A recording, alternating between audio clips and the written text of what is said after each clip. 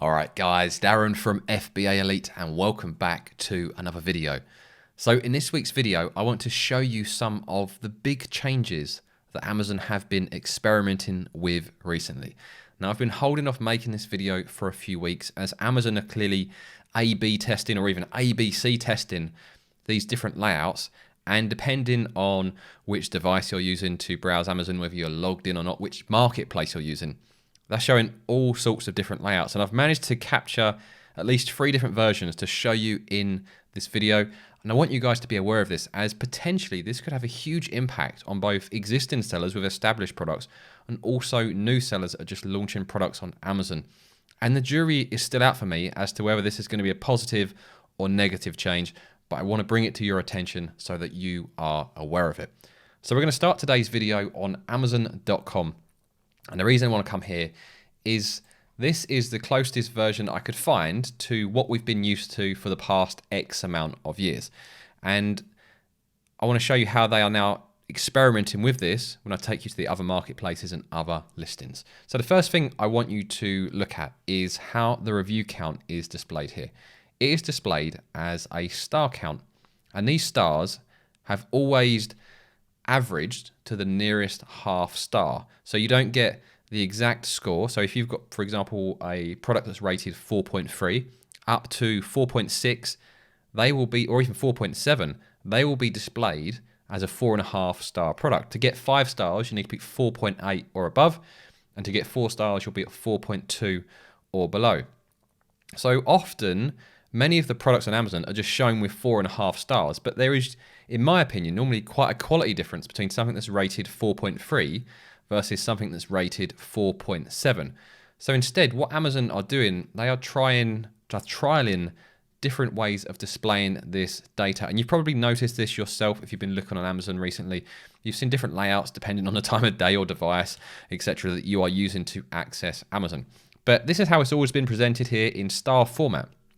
Now recently, they've started to introduce the actual average number next to it, which is really helpful. So rather than these both just saying 4.5 star, you've now got them saying 4.3 as the actual number next to it. Let me blow up a bit bigger for you guys. 4.3, 4.6, 4.6, 4.5. So it gives you an additional metric to help you with your decision, which I think potentially could be beneficial for us, what I call quality sellers, not these dodgy Chinese sellers, because if we've got a product that averages 4.5, 4.6 or 4.7, it's going to be shown now. And if these crappier products are averaging 4.3, then customers can actually see that our product is rated better. Now that's not going to stop nefarious sellers manipulating their reviews and bumping that average, but I still think it's good that if you've got a great product, then there's a better chance that your customer is going to know that via social proof of your actual review score in decimals being displayed, not just rounded to the average half visual star, which is what we've been used to. So let me bring up another version of Amazon. So amazon.co.uk. This is one example they're trialing at the moment. So they've done away with the visual star rating and they're just showing 1 star. What's the point in showing 4.5 visual stars if next to it you've got 4.5, 4.4, 4.6? So I kind of get why they've done away with that. And they've just got the number there, 4.5 star, 4.4, 4.5. So I think actually it's almost a quicker way of consuming data, especially on mobile where you're limited for space. Now, one of the features they are trialing at the moment, which I really don't like, is this bit here, which again, if I can blow that up so you guys can clearly see it, is where they're saying the percentage of 5-star reviews. I don't think that's overly helpful. I think it relies on the customer being able to do a bit of maths. And also, say a product averages 4 and 5-star reviews and they've got kind of 95% of 4 or 5 stars, yet another product has 70% 5 stars and 30% 1 stars. You know, the 4 and 5-star product is the better product. So I don't think this is the one that's going to stay. I think this will be one of the ones that's discarded and replaced with another version, which I'm going to show you, which I think we've already seen on the other site, which is them showing the actual review count. So let me see if I can find you the latest version. So this also, for me on mobile, is also displaying the same at the moment. So this is a mobile emulator that I'm using here. It's got the star review score there, which I think is really helpful. Just a star. and then 58% 5-star. I don't think that's helpful at all. But certainly on mobile view, being able to do this, I think speed things up a lot and allows you to compare products quicker. And to be fair, I've been doing this for the past year or two anyway, because Helium 10 introduced this average feature a while back as part of their plugins. So when I've been buying stuff personally, I've been looking at the actual decimal average rather than the number of visual stars that have been displayed. So if I've been happy using that for the past year or two and Amazon are implementing this feature, I think there's a good chance that is going to stay. But this percentage of 5 stars, I think that is a load of rubbish and that is going to be discarded. I think this is going to be the final layout that Amazon go with. This, I've just taken a screenshot of this on my phone. Like I say, at the moment, Amazon are A/B/C testing this, so depending on marketplace, device, browser, you're going to see a different result. This is, I think, what we're going to see is the final outcome, which is the score, a star, and then the number of reviews there. So you get the key pieces of information. How many reviews have we got, and what is the average of those reviews? I don't care how many 5 stars there are. I want to know what's the average across the board. And it's a very quick way of displaying that. If you look at that versus that looks quite messy. This is lovely and clean. So I'm really hoping in Amazon's ABC testing that this comes out on top. There's also another feature here, which you guys probably have been noticing as well over the past few weeks. And I think it's really helpful.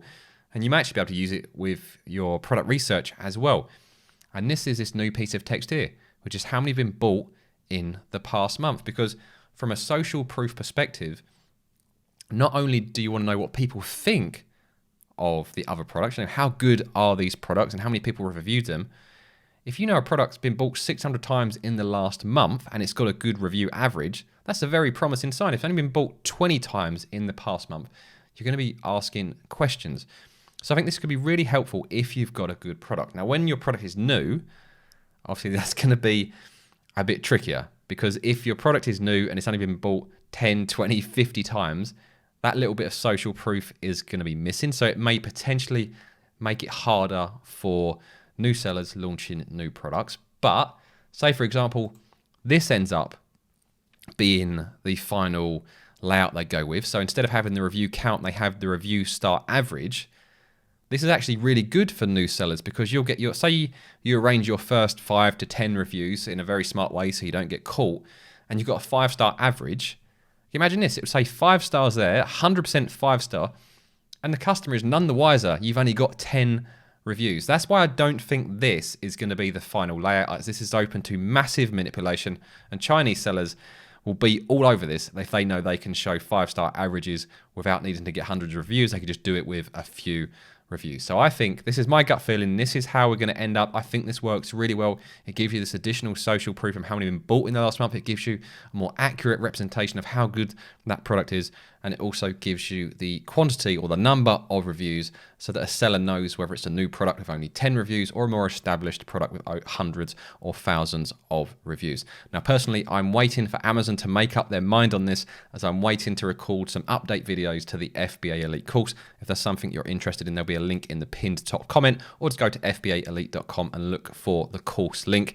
Now, as for those of you that just want to get started on Amazon and don't want to pay for a course, I'm going to pop up a video now, which is a step-by-step tutorial showing you everything you need to do to start your own Amazon FBA business, and I'll see you guys over there.